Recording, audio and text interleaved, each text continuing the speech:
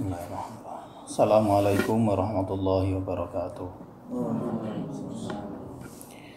Alhamdulillah wassalatu wassalamu ala rasulillah sayyidina wa maulana Muhammad ibn Abdillah wa ala alihi wa ashabihi wa mawala. Asyhadu an la ilaha illallah wahdahu la syarikalah wa asyhadu anna Muhammadan abduhu wa rasuluhu la nabiyya wa la rasula ba'dah.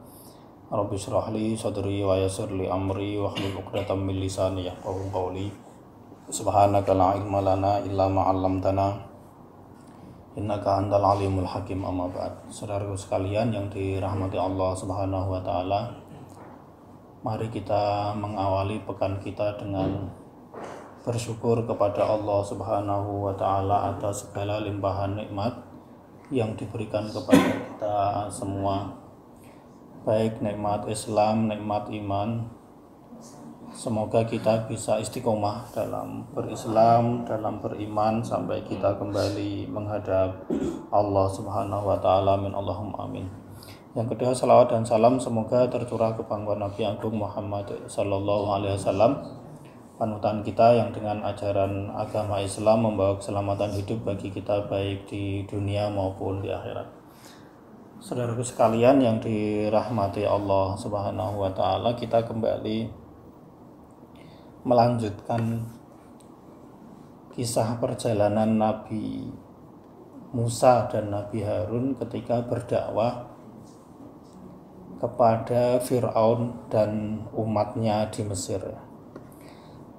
Terakhir kemarin kita belajar tentang bagaimana keimanan itu bisa mengubah orientasi dari tukang sihir Fir'aun yang di pagi hari berpikirnya masih keuntungan pribadi yang materialistis. Di akhir hari ketika mereka mengimani Allah Subhanahu wa taala, bahkan merelakan dirinya kalau mau dibunuh oleh Fir'aun. Orientasinya sudah sangat berbeda. Yang awal sangat-sangat eman terhadap harta dan dirinya, di akhir hari mereka bahkan rela untuk mengorbankan nyawa demi keyakinannya. Ini pelajaran bagi kita betapa akidah dan keyakinan itu bisa mengubah cara pandang, cara berpikir, dan cara bersikap dari seseorang. Nah, kemudian Bapak Ibu Saudaraku sekalian, di ayat yang kita baca tadi dan terjemahannya kita sudah perdengarkan bersama, di ayat 52 ya, Allah Subhanahu wa taala itu kemudian memerintahkan Nabi Musa untuk meninggalkan Mesir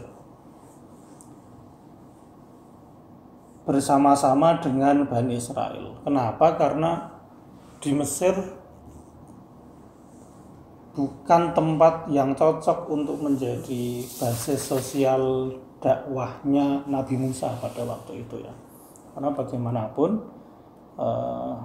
ketika kita menyeru pada kebaikan, ketika kita berdakwah itu harus menemukan basis sosial yang mau menampung, mau menerima dengan baik seruan-seruan atau ajakan-ajakan dakwah tersebut. Maka sebagaimana Rasul berhijrah dari Mekah menuju Yathrib yang kemudian berubah nama menjadi Madinah dalam rangka untuk menemukan basis sosial dakwahnya, Nabi Musa pun beliau diperintahkan oleh Allah Subhanahu wa taala untuk meninggalkan Mesir, mencari tempat yang cocok untuk mengembangkan dakwah tersebut. Allah mengatakan wa wahayna ila Musa an asri bi ibadi.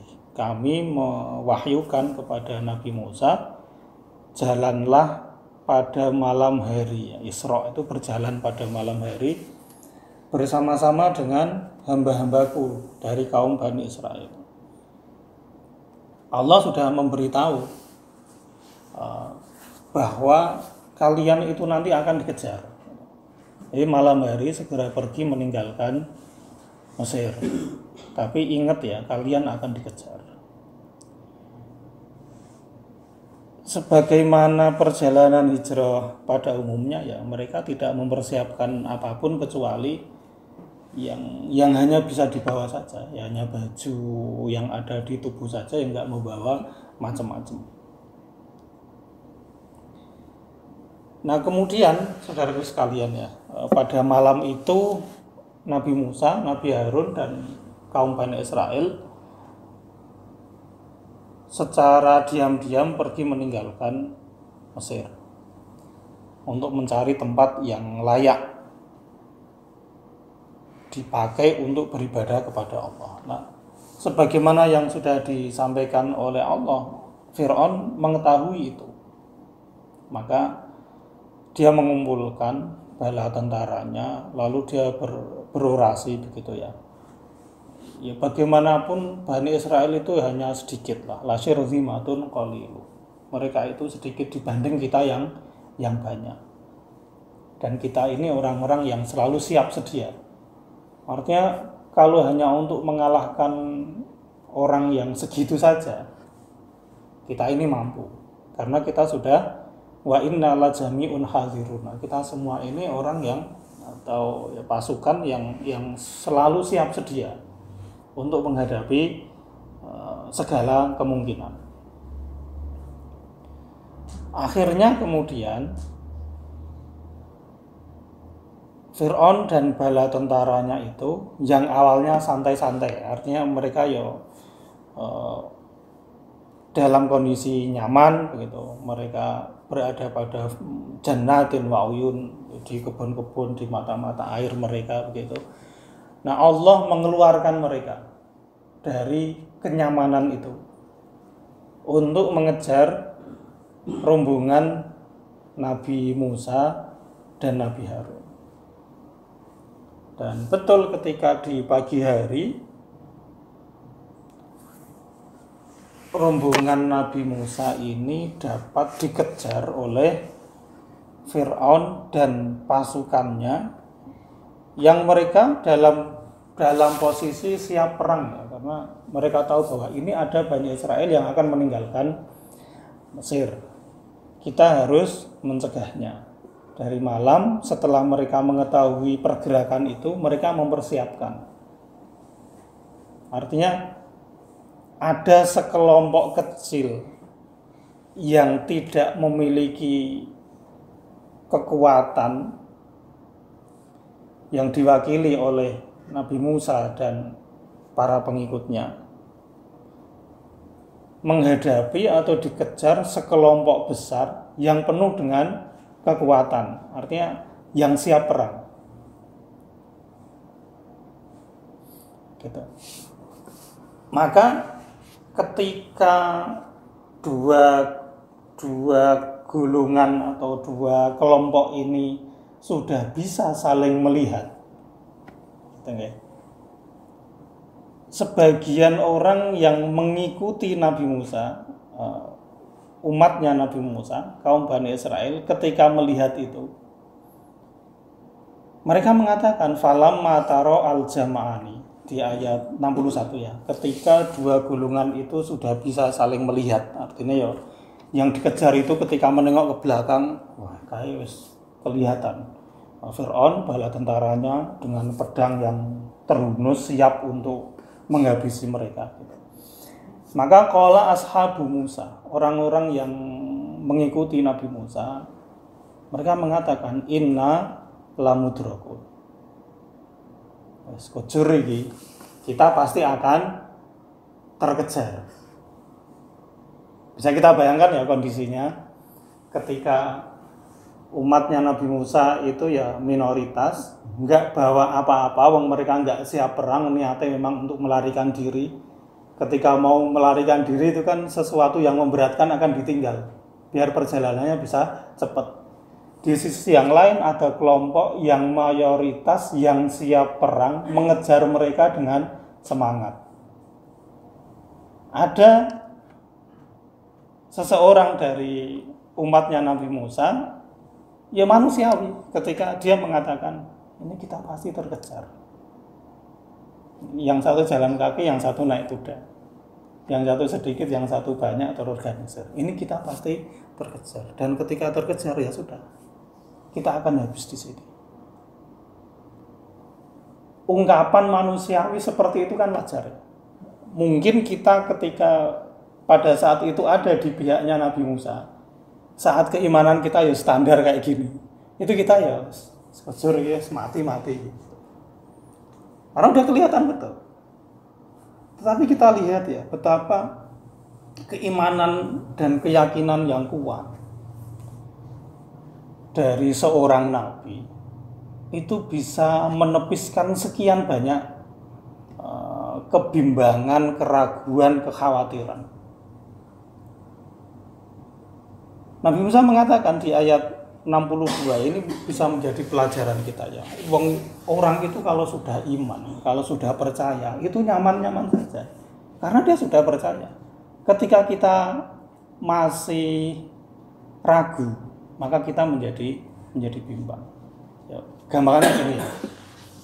Kadang-kadang kita itu kalau disupiri kalau kita masih nggak yakin dengan gaya nyupir orang itu, kita itu yo melu ngerem, yo melu nahan napas, ikut apa kan gitu. Karena apa? Kita nggak percaya. Beban moral. Karena kita merasa masih ora yakin gitu. Maka kita selalu waspada dan seterusnya. Tapi ketika kita sudah percaya betul, gitu, ya kita nyaman saja. Disupiri kebenaran malah iso turu. Nah, seperti itu. Karena kita sudah yakin. Nah, keyakinan Nabi Musa itu sampai pada tahap ya, karena dia sudah ya benar-benar bicara langsung dengan Allah Subhanahu wa taala di awal sudah dijamin wis tenang wae di awal-awal kisah ini kan Allah mengatakan udah tenang saja, kamu datangi saja Firaun, kamu nggak akan diapa-apakan. Aku mendengar apa yang kamu ucapkan dan apa yang diucapkan oleh Firaun. Maka atas jaminan itu Nabi Musa di ayat 62 itu mengatakan qala kalla inna ma'i rabbi sayahdin. Wah, ini kita akan terkejar dan mereka akan menangkap kita. Nabi Musa mengatakan enggak, tenang saja. Karena apa? Inna ma'i rabbi sayahdin. Sesungguhnya bersamaku itu ada Allah. Dia yang akan memberikan petunjuk kepada kita. Yang dibutuhkan itu yakin kayak gitu. Karena dengan keyakinan itu Allah akan membukakan pikiran-pikiran yang jernih ya. Kalau kita yang ya jauh dari sifat kenabian, jauh dari sifat kewalian ya, orang-orang biasa saja, Allah akan memberikan jalan lewat pikiran jernih kita yang bisa itu dibilang ilham, bisa dibilang apa gitu ya. Untuk kemudian kayaknya begini aja. Itu muncul ketika kita sudah berpikir, ketika kita sudah tenang. Tapi kalau kita masih bimbang, masih ragu, sulit kita akan mendapatkan kejernihan, buah dari kejernihan pikir tersebut. Maka Nabi Musa mengatakan inna ma'i rabbi sayahdin. Ya tenang saja, saya kesini itu ya diperintah Allah. Atas kehendak Allah. Aku membawa kalian kesini itu juga atas perintah Allah. Dalam pengawasan Allah. Ya pasti nanti akan diberikan jalan keluar. Tapi pada saat itu ketika Nabi Musa ditanya jalan keluarnya apa? Ya ora ngerti. Tapi Allah pasti akan memberikan jalan itu. Artinya ini bukan by design. Dalam artian gini, Nabi Musa dari awal itu belum dikasih bocoran oleh Allah. Musa, kamu nanti ketika berdakwah kepada Firaun, kamu akan ditentang. Pada saatnya nanti, kamu akan dikejar-kejar, kamu lari ke sini. Nanti ketika Firaun itu sudah mau menemukanmu atau menangkapmu dan kaummu, kamu akan aku beri jalan keluar seperti ini. Itu belum dikasih tahu. Enggak dikasih bocoran oleh Allah. Tetapi atas keimanannya, atas keyakinannya kepada Allah, Nabi Musa itu percaya bahwa Allah akan memberi jalan keluar. Karena itu jaminan dari Allah. Tapi apa wujud penyelamatan Allah pada saat itu Nabi Musa belum tahu. Tapi dia yakin duluan. Karena selagi kita di jalan Allah, ya Allah akan membersamai kita. Bisa dibayangkan ya, misalnya kita berada di gulungannya Nabi Musa. Di depan kita itu Laut Merah. Di belakang kita ini Fir'aun dan bala tentaranya yang siap untuk menghabisi kita. Yen awak dhewe nyebrang ke Laut Merah dengan berenang kuyo. Siapa sih yang bisa mau menyeberangi lautan dengan berenang? Kalau nggak maju, kita tetap diam atau mundur ke belakang, Fir'aun dan pasukannya siap mengajar kita. Kira-kira kalau kita dihadapkan pada kondisi kayak gitu, itu respi. Maka kegelisahan ini itu mewakili sebagian besar dari kita saat menghadapi masalah. Kegelisahan yang disampaikan di ayat 61 itu, qala ashabu Musa, ashab bukan hanya, jadi banyak orang yang mengikuti Nabi Musa pada waktu itu, mereka mengatakan, dah kita selesai di sini. Tetapi atas keyakinannya Nabi Musa menegaskan bahwa enggak, karena aku punya Allah, Dia akan memberiku jalan. Meskipun sampai sekarang aku enggak tahu jalannya apa, tapi aku yakin, sebab saya kesini atas perintah Allah, maka Allah akan memberikan jalan keluarnya juga. Ini yang perlu kita yakini, saudaraku ya.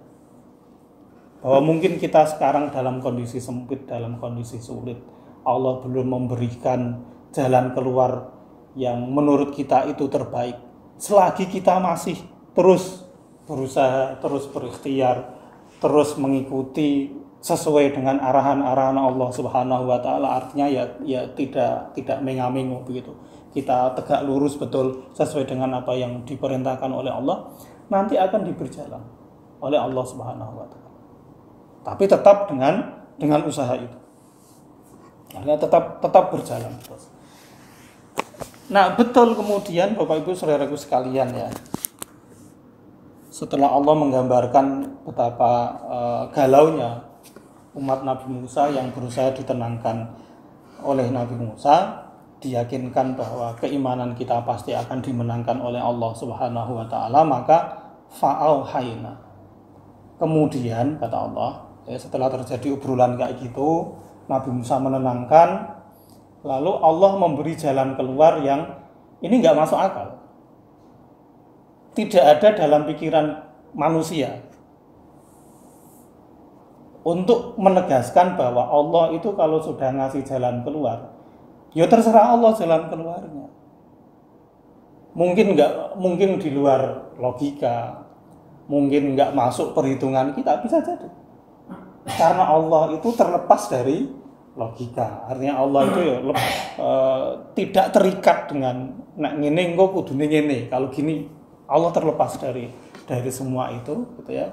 Dan semua itu hanyalah sekedar asbab, artinya sarana yang efektif atau tidaknya itu tergantung dengan kehendak Allah Subhanahu wa taala. Maka kemudian Allah mengatakan, fa'awahayna, maka kami mewahyukan kepada Nabi Musa. Fa'awahayna ila Musa, Allah mewahyukan kepada Nabi Musa, anidrib bi'asakal bahar. Musa, pukulkanlah tongkatmu itu ke laut. Itu yang diinstruksikan oleh Allah Subhanahu wa taala. Ketika Nabi Musa diperintah seperti itu, yuk Nabi Musa pada saat itu nggak tahu nanti bakal kayak apa ketika saya memukulkan tongkatku ini ke laut. Tapi sebagai bentuk rasa imannya kepada Allah, apapun yang diperintahkan oleh Allah itu dijalankan. Itu saja. Karena tugas kita itu hanya sekedar menjalankan perintahnya. Hasil atau buah dari menjalankan perintah, kuwi urusannya Gusti Allah. Yang penting kita fokus dengan tugas kita. Ketika Allah memerintahkan Nabi Musa, pukulkanlah Musa tongkatmu itu ke lautan. Tugas Nabi Musa hanya memukulkan tongkat di laut itu. Tidak memikirkan nanti bakal apa dan seterusnya. Tapi menjalankan saja. Nabi Musa kemudian memukulkan tongkatnya itu ke lautan. Nah, setelah itu ternyata ya, di luar nalar semua manusia gitu. Tongkat yang sebesar apa sih tongkat itu? Sekuat apa sih pukulan seseorang itu? Gitu ya. Itu atas kehendak Allah bisa menyebabkan lautan terbelah. Ini kan hasil dari pukulan itu kan sudah di luar dari domain atau wilayah kita. Itu sudah urusannya Allah. Artinya selagi kita sudah memukulkan tongkat itu, ya sudah, tugas kita cuma memukul itu. Sisanya serahkan kepada Allah. Bahwa yang membelah laut gitu, disaranani dengan tongkatnya Nabi Musa, iya. Tapi yang menyebabkan laut itu bisa terbelah Allah Subhanahu wa Ta'ala. Karena menurut akal kita nggak mungkin tongkat itu bisa membelah lautan. Tetapi ketika kita nggak memukulkan tongkat itu, Allah nggak akan membelahkan laut. Maka tugas kita ya udah pukul itu, dipukul saja. Nanti hasilnya kayak apa? Itu terserah Allah. Itu wilayahnya Allah. Jangan memikirkan hasilnya, tapi kita nggak mau usaha. Kalau kita modelnya kayak gitu, awak ada ngurusi urusannya Gusti Allah, tapi nggak mau menjalankan tugas yang dibebankan oleh Allah kepada kita. Nah, orang kayak gitu nggak benar. Jadi sekedar dipukulkan saja. Ya artinya kita sekedar usaha saja. Usaha semaksimal mungkin. Nanti Allah akan memberikan jalan keluarnya, akan memberikan hasilnya. Nah, urusan hasil itu urusannya Allah Subhanahu wa Ta'ala. Nah, jadi saudaraku sekalian ya, ini pelajaran penting bagi kita dalam mengarungi kehidupan ini.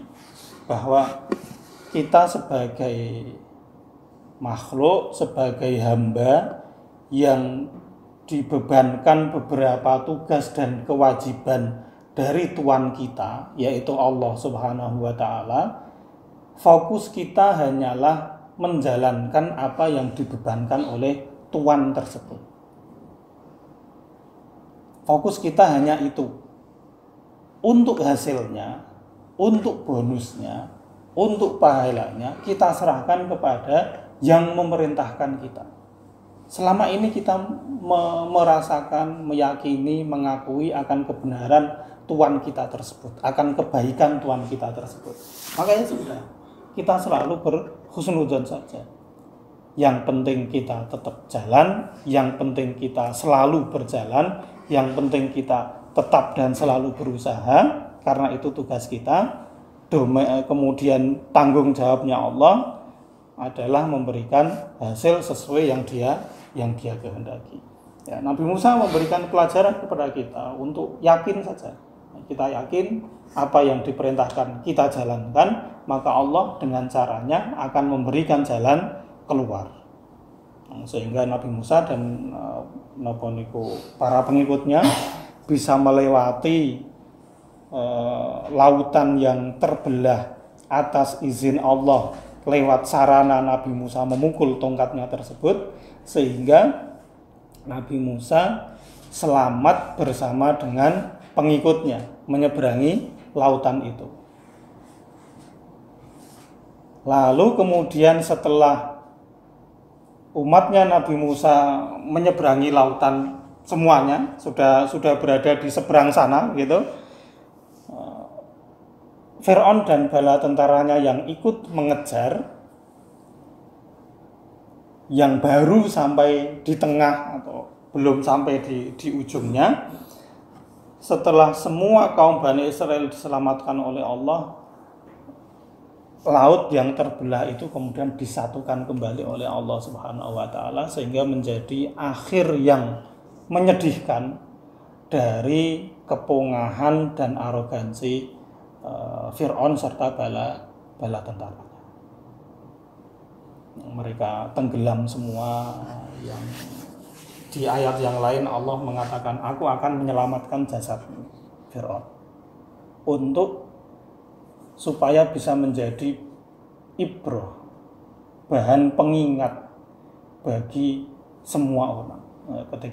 Ketika kita melihat jasadnya Fir'aun di Museum Nasional Mesir misalnya, kita akan melihat modeling ini wong sing biyen ngaku Tuhan, lalu kemudian ditenggelamkan oleh Allah SWT, dan Allah menjamin akan menyelamatkan jasadnya hanya untuk tontonan, untuk diperlihatkan pada orang-orang. Inilah hasil akhir bagi orang yang menentang Allah Subhanahu wa Ta'ala. Jadi kalau kita berani-berani menentang Allah itu, kita harus mikir-mikir, wong sing sedik daya Fir'aun saja hasil akhirnya seperti itu. Awak dhewe kuat ya ora kuat, sugih ya ora sugih, begitu. Kok berani macam-macam sama Allah Subhanahu wa Ta'ala. Korun yang sugihnya kayak gitu ya dihancurkan oleh Allah. Fir'aun yang kuatnya kayak gitu dihancurkan oleh Allah. Jadi kita harus berpikir 1000 kali lah untuk menentang perintah Allah Subhanahu wa Ta'ala. Nah, saya kira itu saudaraku sekalian ya, semoga ini bisa menjadi bahan renungan dan inspirasi khususnya bagi saya pribadi, umumnya bagi teman-teman sekalian. Intinya jalankan perintah Allah dan instruksi-instruksi Allah itu, jangan memikirkan hasil akhirnya, karena hasil akhir itu domainnya Allah Subhanahu wa Ta'ala. Fokus dengan apa yang ditugaskan oleh Allah, maka Allah akan memberikan apa yang layak diberikan untuk kita. Saya kira itu, semoga bermanfaat. Mohon maaf apabila ada salah dan kurangnya. Assalamualaikum warahmatullahi wabarakatuh.